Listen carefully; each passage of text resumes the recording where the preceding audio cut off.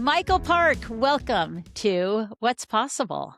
Thanks for having me, and honored to be here, although a little nervous. I've kind of watched other folks you've had, and I'm like, wow, there's some deep thinkers in leadership and well-being that you've had on, and my angle's a little different, of course. Well, no need for nerves because you and I have talked about this a lot, and that's why I wanted you on. You have really deep thoughts yourself about where we are right now in the world of work, and an expertise that I feel like our listeners need to hear. So you bring it all with you. So before we dive into the topic for our listeners, Michael Park is from ServiceNow. However, as I always say, anything Michael shares, they're his thoughts and his alone. He's not here representing his organization. He is here showing up as someone who has a tremendous amount of experience and leadership within the industry of technology. And as we all know, things are moving so quickly. And so he's now at the forefront of what's happening next, which of course, none of us are sure of exactly what's happening next. We can guess and we can try, as you so beautifully stated, Michael, and we'll talk about your blog post in a bit, but it's not following a map anymore. It's almost creating the map and getting ahead of it. So that's what we're going to be talking a lot about. And Michael, you're one of those leaders who's actually doing it. And that's why I wanted to have you on the show. So again, so much appreciation for you stopping your day to be here. And before we go too far, if you can share with our listeners, who is Michael Park behind all the LinkedIn stuff, behind the professional resume? Who is the human that I have the privilege of sitting down with? Share some fun details. Well, I mean, on the work front, I'm like a perpetual problem solver. I kind of, there are people that like to operate things and there are people like to build things, and I like to build things. And I'm currently running global partnerships and channels at ServiceNow. And, we're in the midst as a company of, moving from SaaS to AI in the construct of the things we build. And the technology is just a small part of it. But I've really enjoyed my journey here. I'm coming up on 6 years. I've been in these perpetual growth modes of transformation where I started as the CMO, launching the brand movement for the company, and really helping elevate the brand from where we were in IT to more of a platform and putting AI to work for people. And then I led ServiceNow's first dedicated AI go-to-market function, which was really figuring out how do we position and sell and adopt and drive value of AI, because it was different. It was new. It was moving a lot faster than the old SaaS models were. So we needed to build a new way of thinking about how to evaluate, how to go to market, how to help customers adopt.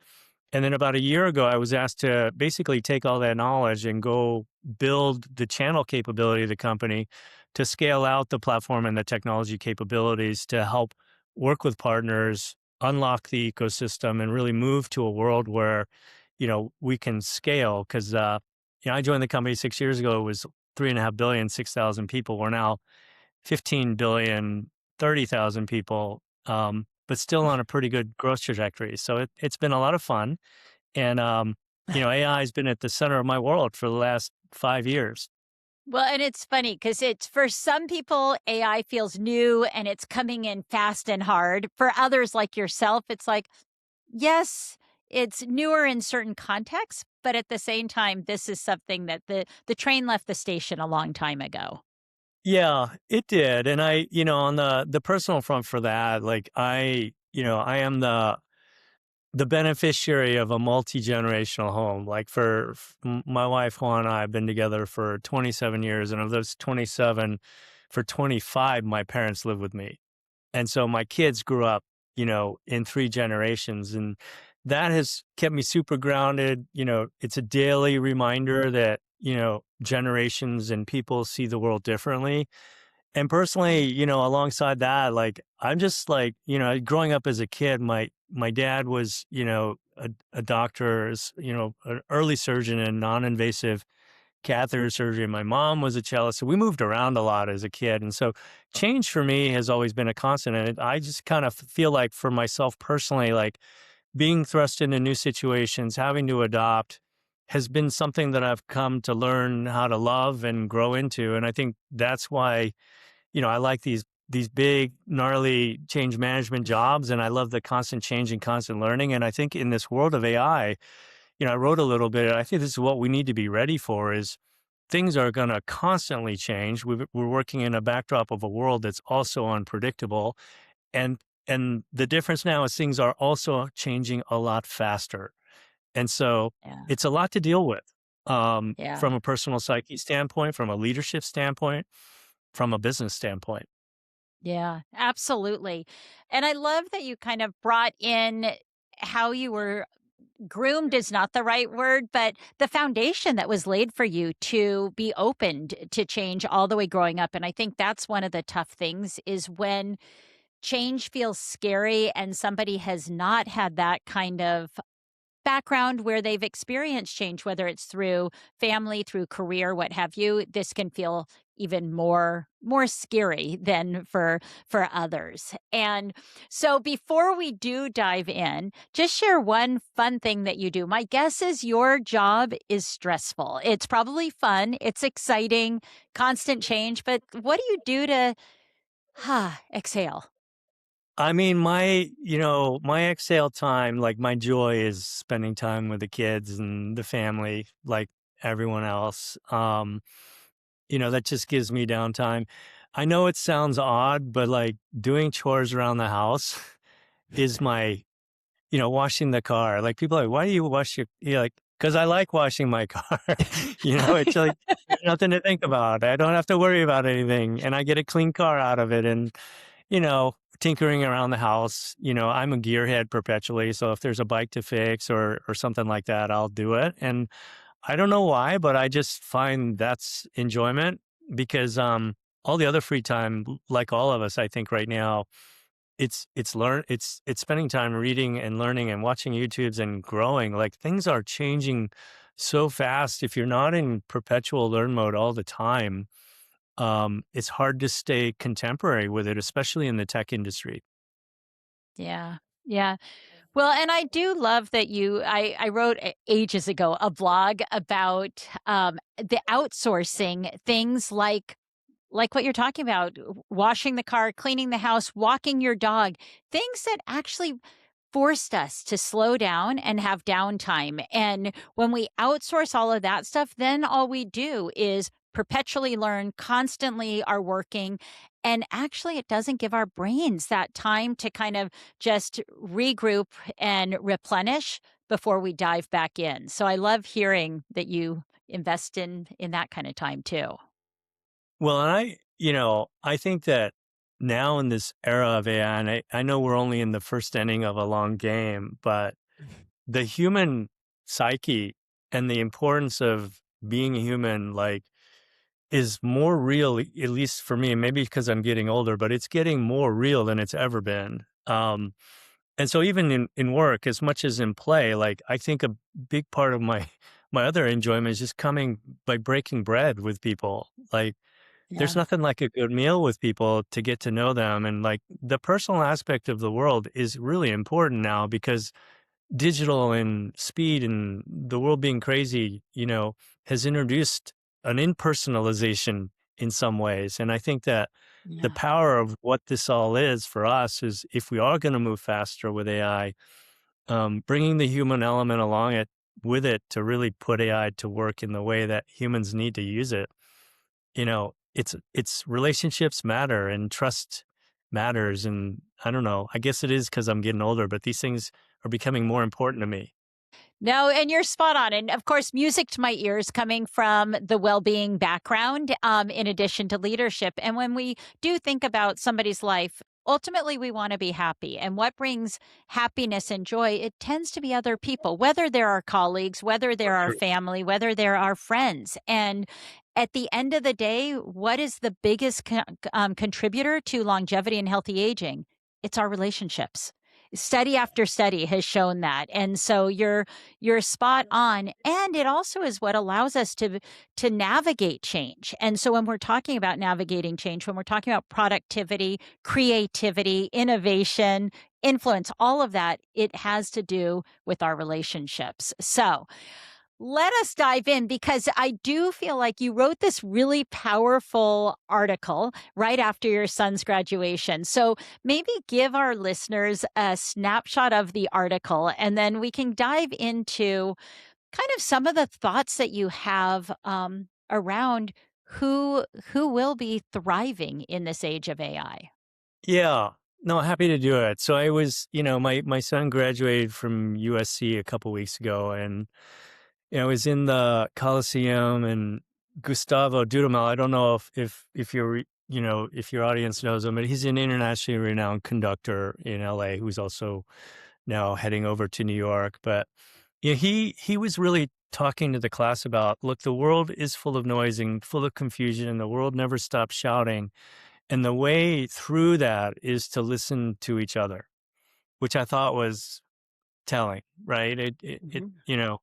And I think some of these things like social media and it has created this sort of polarity because you can go to what you're comfortable with and just surround yourself in that little area of comfort and not deal with the world. But the world is a bigger place than that. And then, President Bong Soo Kim, he came on and he's like, look, the goal in life isn't to come in first, it's the willingness to go first. And I thought that was another, so these guys are coming up and talking about this. And I'm like, wow, that's pretty profound. And I don't know if you remember, but at the same time that weekend, Eric Schmidt, the former CEO of Google, was, he was booed at the University of Arizona Yeah. during his, commencement. And a couple weeks earlier, somebody else was booed for talking about AI as the next industrial revolution. And like, it's interesting, right? Because here we are at the precipice of another technology shift where things are going to fundamentally change, generations. Yet you're getting this feedback from these graduating classes that are heckling and booing and saying, hey, yeah, there's, it's going to take all the jobs. Well, I don't think it will. I think new jobs will be created. But it was interesting. And my observation Yeah. was, this new generation coming in, I don't think it's that they're afraid of AI. It's that there there's a voice there being said that that they won't have a say in what that's going to be, and it's going to be such a big part of their life. And that's what I wrote about. Is I just said, this thing about AI, like it can't be done to you. Don't be a victim of it. It's a new technology that's going to really kind of present an opportunity to be so much greater than what we could be without it. But left to its own devices, it can create skill atrophy. It can create Yeah. laziness. And that is my worry is like, hey, do people really understand that? And, do we understand that we could potentially, if we just let AI mindlessly kind of take over and do things, that we could be weaker in judgment, weaker in craft, weaker in our independence than the generation that came before?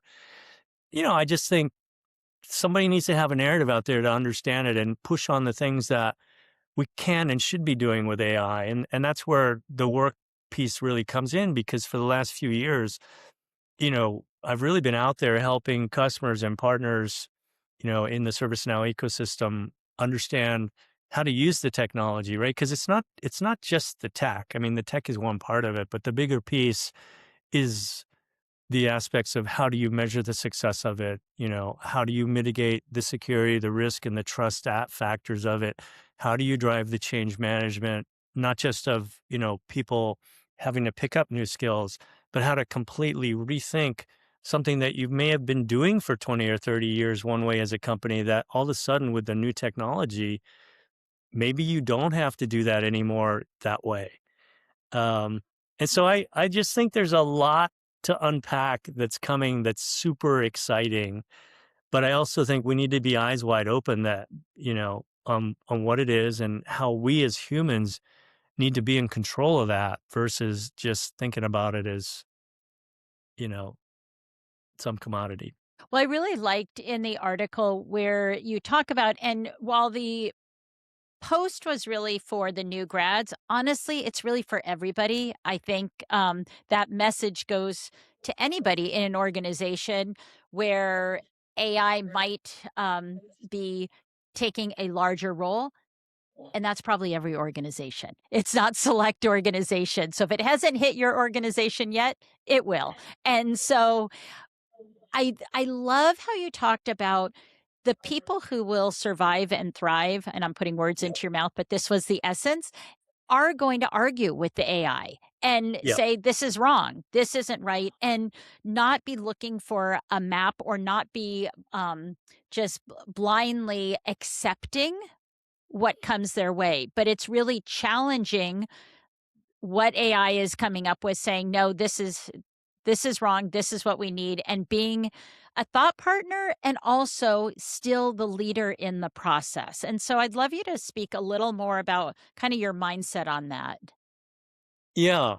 I think that, I mean, this is, Michael Park's point of view, but having, I've had the opportunity, my flighty app was like, you have traveled 9.5 times around the world in the last year. And, I've met hundreds of partners and customers. And, when I look at it, it's interesting because everybody's talking about AI fluency right now, Mhm. but what is that really? Right? Like it's not, Claude today, just using Claude or any of these, models today is essentially next gen search. And it's next gen search on the Mhm. internet. And Yeah. so, sure, it's a good tool, it's a more efficient tool. But that fluency, like by the time we hit Christmas, right? We're in June now. By the time we hit Christmas, it's gonna be table stakes for everyone. You know, Yeah. the ones who really will matter in the future are the ones who can recognize when the models are wrong, that have the judgment and the domain expertise to say so. And that judgment is built deliberately through the work we do as Yeah. humans in working through hard problems, writing, rewriting, by being wrong in front of people who have the courage to correct you, and for yourself to have the self confidence to take that coaching. The machine Yeah. can't build that for people. We have to build that for ourselves. And then, that is what strengthens the interoperability with the AI. And so I think that's a really important aspect, of it because in some ways, I think that where the internet kind of democratized information and now AI will do much of the same, I actually think what AI will also do is commoditize mediocrity because Mhm. everything that's out there is going to be sort of consumed by AI, right? And so you can get the Yeah. average answer for anything you want nowadays, like you would in next gen search. But Yeah. I think that human condition is going to want more than that, and I think that's the opportunity for all of us. Yeah, and I love that you dive into domain expertise because I do think that's the anecdote to laziness and just, knowing that I'm not going to just accept what, even if you're just doing a simple search and you are using it as a search engine or, the next gen Google, if you will, and you're popping it into Claude or to chat, but knowing your information, and I found that even when I was in graduate school for my more recent degree, they had said, "We encourage you to use AI. We want to know what the prompts are. We want to know what is AI versus you. You're writing your own paper. We do not want it to take your creative thought process, any of that. But if there are things you can do to make your more from a productivity standpoint. So, can you share some research articles I can dive into on X, Y, and Z kind of thing? But I would put something in, and even to this day, sometimes I'll ask something, it'll get back, and I'll say, you just said this researcher was Sonia Lubomirsky. It was actually Barbara Fredrickson. And then it'll come back and say, oh, I'm sorry, Eileen, you're right.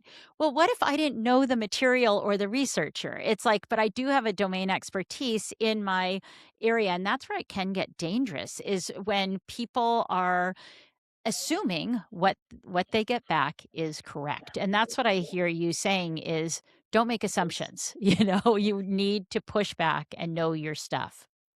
Yeah, and then, again, we're in the first innings, or you could even say in a baseball analogy, we're in the batting cages of a long game, right? So this Yeah. stuff is early, um, and it's good. Like, yeah, I mean, just think about today, just think about where we were, Eileen, 2 years ago versus where we are today. Like everybody is using some form of chat GPT, or Gemini or tools in their lives to kind of augment what they're doing. But we are just so scratching the surface on that. Yeah. Um, there's a long way to go. But it is, I think that what we also see, I'm in a world right now where we use a lot of AI. The ServiceNow platform ingests AI and connects to different data sets and re-renders the data using AI inference to change the way people are working. But even there, if you look at the history of business, like when a new technology comes in, oftentimes what somebody does is just take what they do, use the new technology for some incremental benefit. Um, Yeah. What's interesting about AI is that fundamentally, because the cost of entry is so low, the ceiling for what the art of the possible is almost infinite. But you have to have the mindset to kind of really imagine the art of the possible. And I Yeah. think that's where kind of the human condition becomes an important aspect of getting the most out of AI. So I'm just very bullish on what this is going to represent because there's just certain aspects of what we bring to the table that um, I don't think can be replicated, but I think will create new opportunity for everybody. But it requires the willingness to learn. So, Michael, we're in this rapid change at this point, and when you step back and you think about the qualities of the person who's going to be valuable, the employee who will be valuable and kept on to navigate through this change, what are you thinking are those qualities?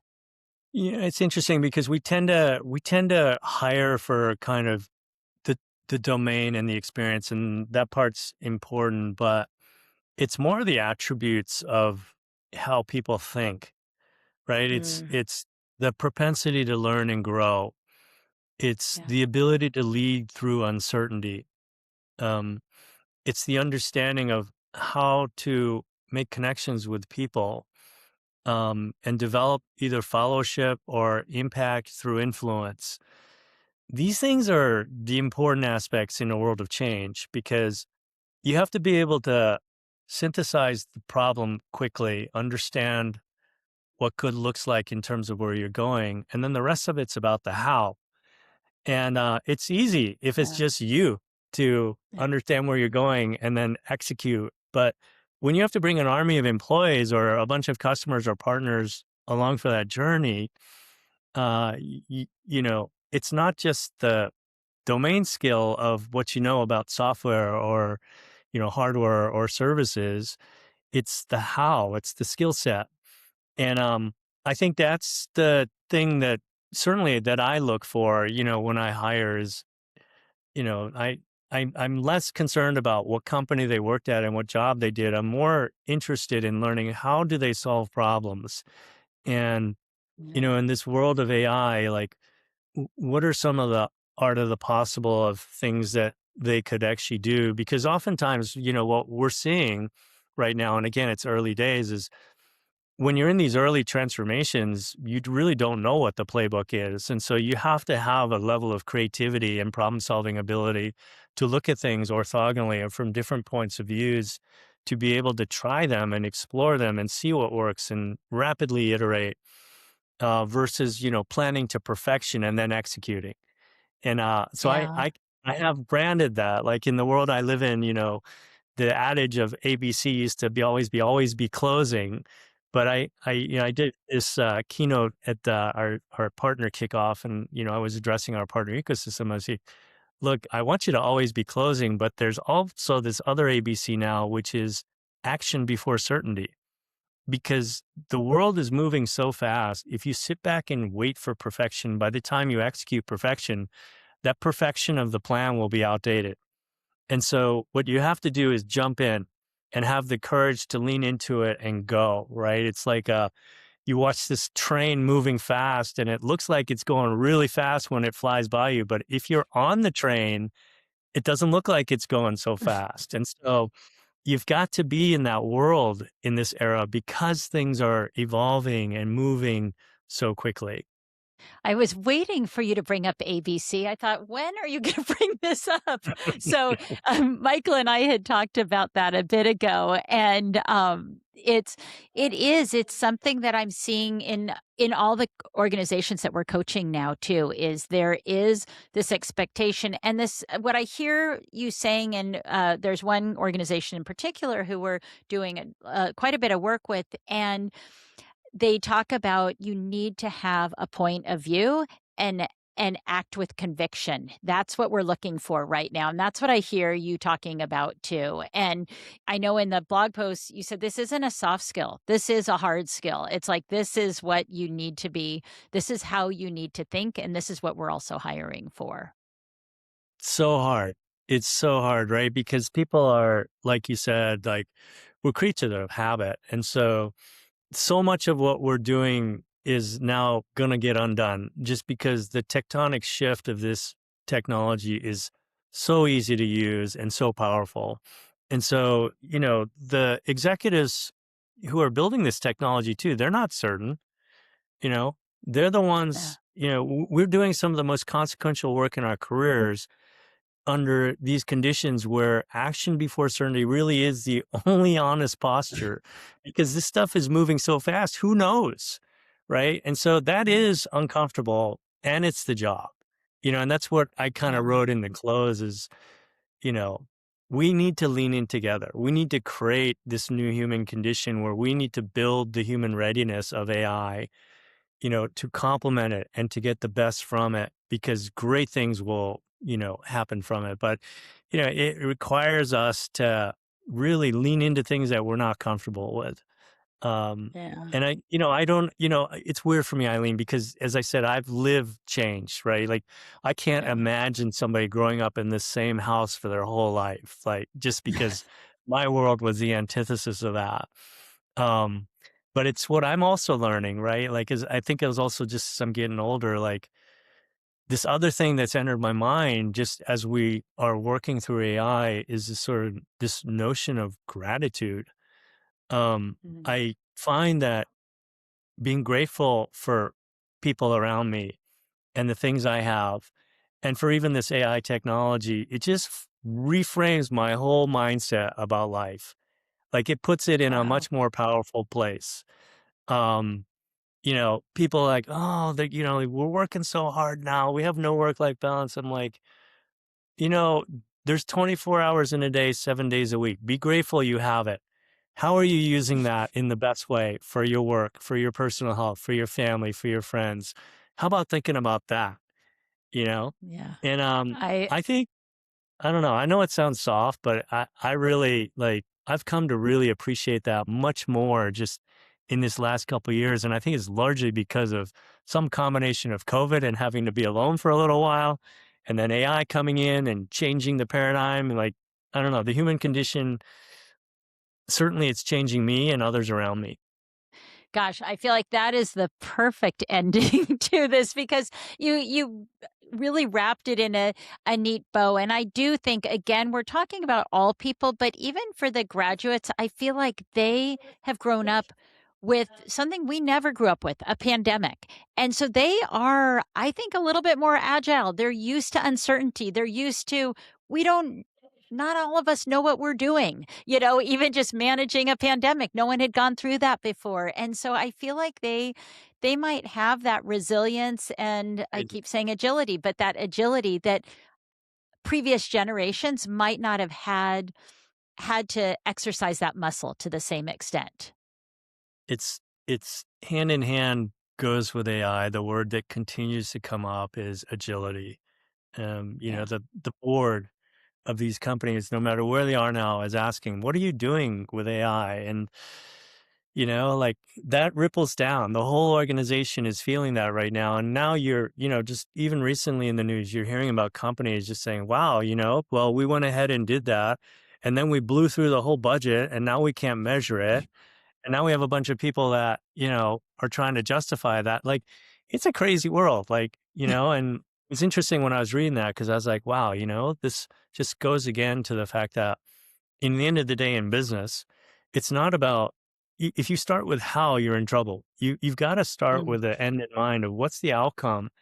And then it's like, yeah. how do I achieve that through the combination of this great technology and the talent that you have around you? And it's always going to be this combination of the two.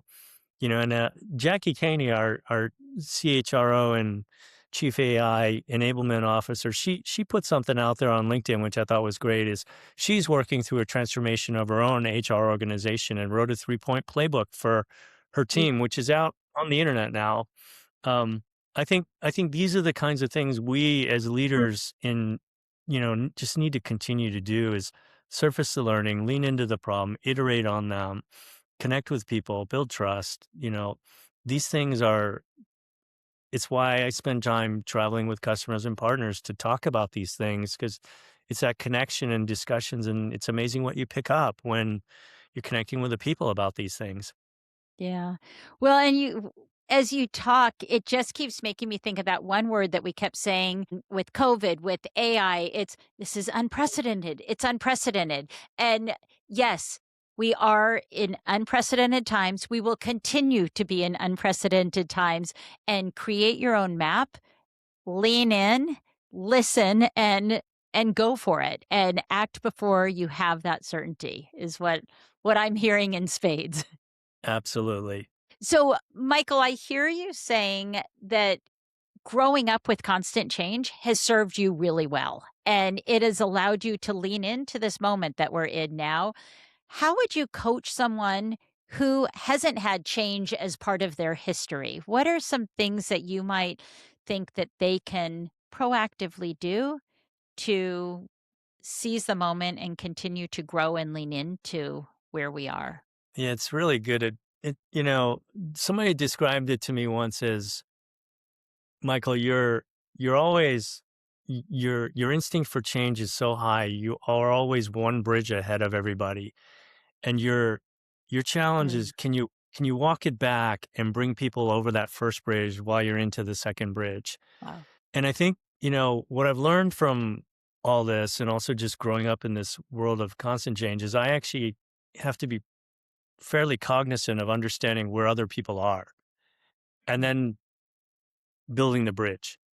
And so I guess that would be my theme for that, regardless of where you are as a human being, is trying to figure out for the people in your ecosystem, in your sphere personally, as well as at work, like where are they in relation to you? And how mm, do you build that bridge together? Because that if you believe in your leader and your leader's taking you a certain way, but you're not comfortable doing that, if you understand where they are and why they're going, you know, that will help you. And then if the leader is doing a good job of understanding where you are and what they can do to help you, then those two things working in concert together is going to improve the rate of change. And it is going to improve both humans because I think we all know that when you teach, regardless of what it is, two people always learn. And so I think yes. it's that. I mean, it's about really sort of put the listening ears on and understand contextually, where are you? Are you spending enough time looking in the mirror without any fog about Yeah. where you are in relation to where others are? And where are the others? And in relation to where, you want to go, whether it's a personal relationship together or whether it's a business outcome, how do you put yourself in a servant leader position or in a position of gratitude to help that other person get to where they're going to go? And good things happen from that. That's what I'm finding more and more as I'm going through my career stage profile is, really thinking about this mindset of how do I help the other person that I'm dealing with achieve where we're trying to go? And if bar not every time when I take that mindset, things work well, regardless of what it is. Wow. Yeah, I think when we're acting in service to others, it does tend to have positive outcomes. So, I didn't really, I mean, so early in career, who knew that? I mean, some people are yeah, just wired that way, but, I really do like, I think that is so quintessentially important, especially in this era of AI where there's so much uncertainty, yeah. so much change. so much speed, velocity of change. It makes me think of, again, your organization is ServiceNow. It's like service to others now. That's what we need to be looking at. Just add Yeah. in that to others. And so, just as we wrap up, what is one big takeaway that you hope our listeners leave with? I just go back to action before certainty. This world is moving so Mhm. fast, and if you wait, you will get left behind. It and that it really does take courage, you know, in a world that is uncertain, to lean into the change instead of kind of just doing, what you're comfortable with or bracing against it.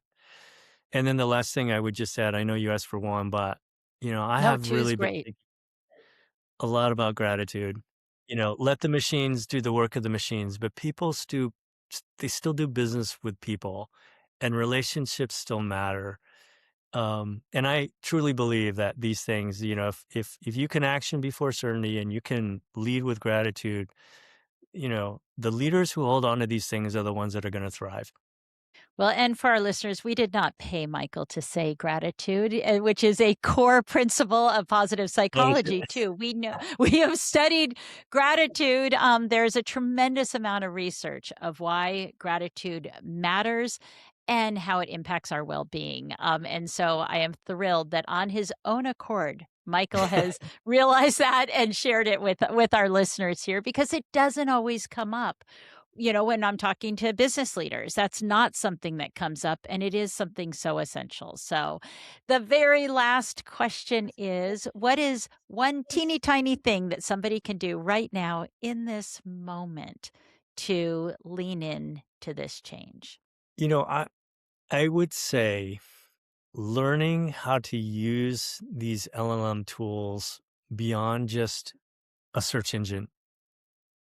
Yeah. One thing that I started doing is um, every morning I just spend about 10 minutes in a conversation. So I start with like, what's the news that happened? What do I need to know? But sometimes I ask, "W- what should I be asking you about this topic that I'm going to be addressing today?"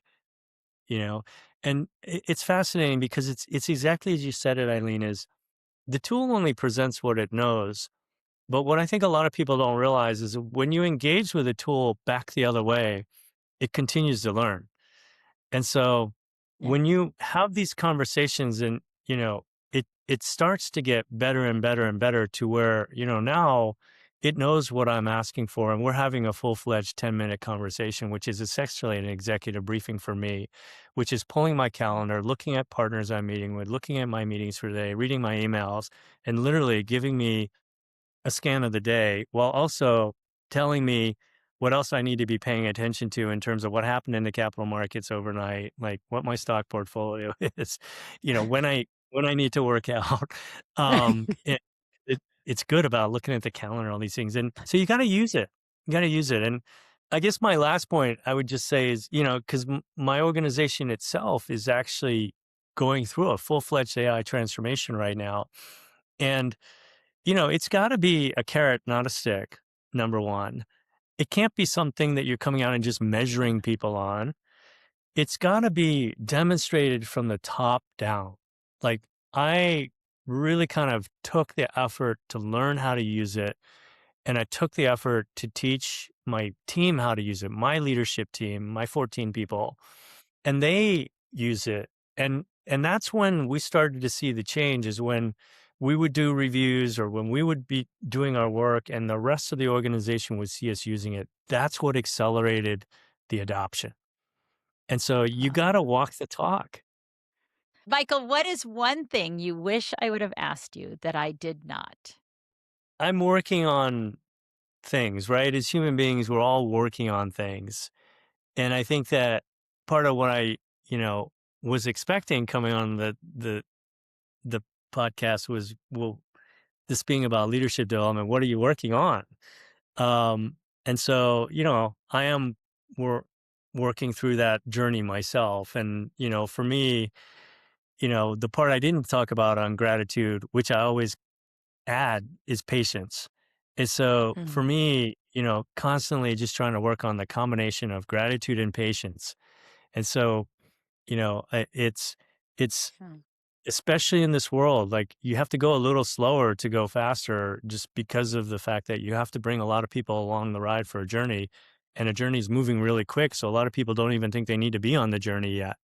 And so that requires a level of patience in a world that's moving really quick. And that's hard to do, to be patient, to go slower, to actually move faster. And I spend quite a bit of time on that because it's all too easy to just go with it at AI speed and just go, go, go, go, go. But that's Act not before necessarily, certainty. yeah. And action before certainty. So you gotta be, it's kind of taxing for me thinking about, okay, how do I run at that speed, but be patient enough to make sure that the team's coming along for that journey as well. And so I'm constantly trying to work on the patience factor. So it's for me in my mind, like several times a day, I'm like gratitude and patience to really help myself, help others. And for the patience, do you do it through mindfulness, breathing? What allows you to be more patient? I do. I mean, I started with, just box breathing. Mm, I will yeah, quietly box breathe when I'm love getting it. impatient.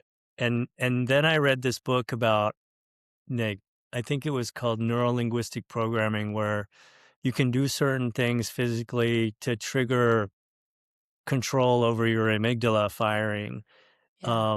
And so I've learned how to kind of do that while still being engaged in a meeting. So, I just don't get as tightly wound as a result because I feel what happens in my bioreaction, my amygdala firing for the usually more fight than flight. And I've learned to just, go into almost an autonomic chill state to calm myself down. Like that's hard work. I mean, that is Oof. really hard work, but necessary work if you want to lead an organization with a steady hand.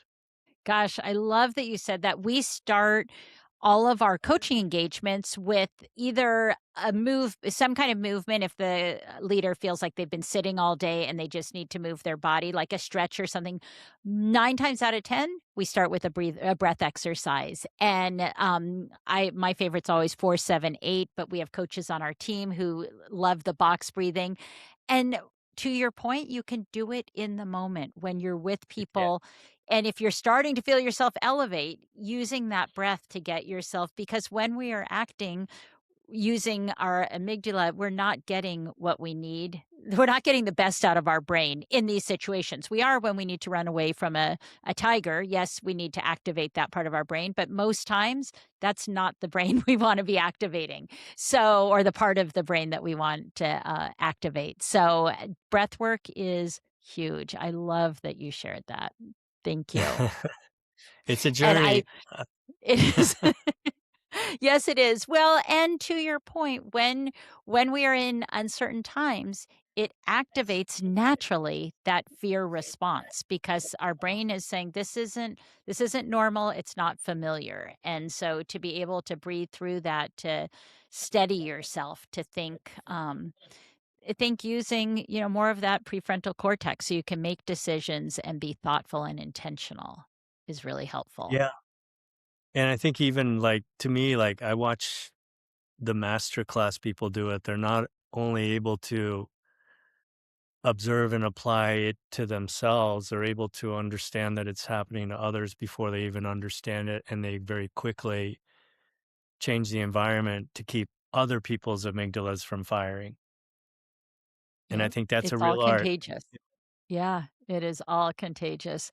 Wow. Thank you so much, Michael, for sharing that extra tidbit. I do think it is needed now more than ever in this environment when we are trying to have action before certainty. We also do need that patience and we need to know how to access that within ourselves. Michael Park, what a privilege to have you join me. And in the spirit of gratitude, I'm incredibly grateful to have you join us on What's Possible. Thank you. Thanks, Eileen. I really enjoyed the chat.